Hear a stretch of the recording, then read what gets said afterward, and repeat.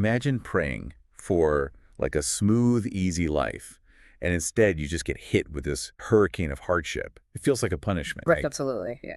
But the text we are diving into today, it's a devotional titled Day 25, Growing Through Trials, and it makes this radically different claim. It says that pain is actually an essential piece of engineering for your character. So, okay, let's unpack this, because naturally, you and I would prefer a life with zero disappointment. We'd rather just, kick back, listen to a good podcast, and enjoy smooth sailing. Yeah. I mean, nobody asked for the hurricane. Exactly.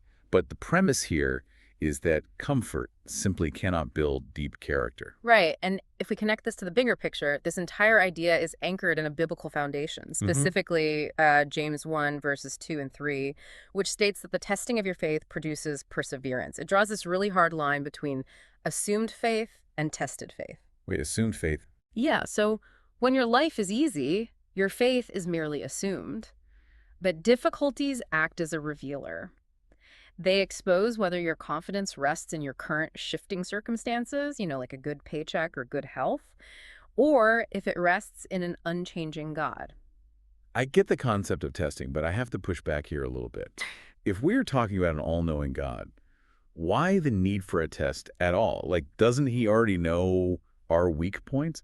Honestly, putting us through the fire just to prove a point feels, I don't know, a little cruel. Yeah, I hear that a lot, but that's a crucial distinction. The test isn't for God's realization, it's for yours. Oh, okay. It's to show you where you actually stand. The text uses that classic metaphor of gold being refined by fire, but it's really about the mechanism of growth. The fire isn't there to destroy the gold, it exists to burn away the impurities. Right, so it's almost like a structural stress test for a building. Yeah, exactly like that. You apply targeted stress to see where the cracks are so you can reinforce them.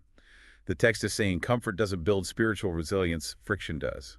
Precisely. Which brings us to the central life principle of this text, which is that God rarely wastes a trial that is surrendered to him.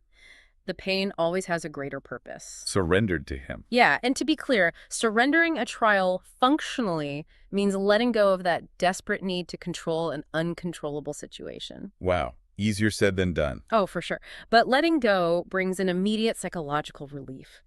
It shifts the hardship from arbitrary suffering into a mechanism that removes pride and deepens patience. That makes perfect sense for us individually. But if this stress test applies to us internally, what happens when you take two stressed people and put them under the same roof? Like, does the fire refine a relationship, or does it just burn it to the ground? Well, that is the real crucible right there. What's fascinating here is how the text applies this refining process directly to couples facing massive stressors. We're talking things like intense financial pressure, delayed dreams, or sudden health The problems. heavy stuff. Right, the heavy stuff. These hardships reveal the actual foundation of the relationship. Is it built on mere convenience or a true covenant? And let's define that, because those can sound like, just buzzwords. Hmm. A relationship built on convenience means you're in it as long as the benefits outweigh the costs. But a covenant is structurally different. Exactly. A covenant is an unconditional commitment that says we are facing this problem together. Right. It changes the entire mechanism of how you handle a crisis. Instead of turning on each other when the pressure spikes, you turn toward the problem as a unit. So what does this all mean for you in your daily life? If you're in the middle of that pressure cooker right now, the text points out a very specific behavioral shift. It notes that people in a true covenant learn to pray together instead of panic together. I love that phrasing. Yeah, me too. They choose trust over defaulting to blame. And that leads directly into the actionable challenge for today. It asks for a fundamental pivot in your mindset. So instead of getting stuck in passive victimhood, asking, Lord, why is this happening to me? Which is totally natural, by the way. Oh, completely natural.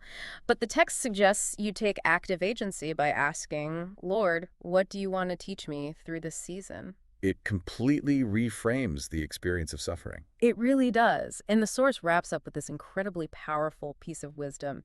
It says, the trials that test your faith today may become the testimonies that strengthen someone else's faith tomorrow. Wow. Yeah, it's a reminder that your perseverance has a ripple effect. It's never just about you and your own growth. Absolutely. So we'll leave you with a final thought to mull over today. If the fire of your current trial is actively burning away impurities right now, what specific hidden strengths in your character might be shining brighter once the smoke finally clears?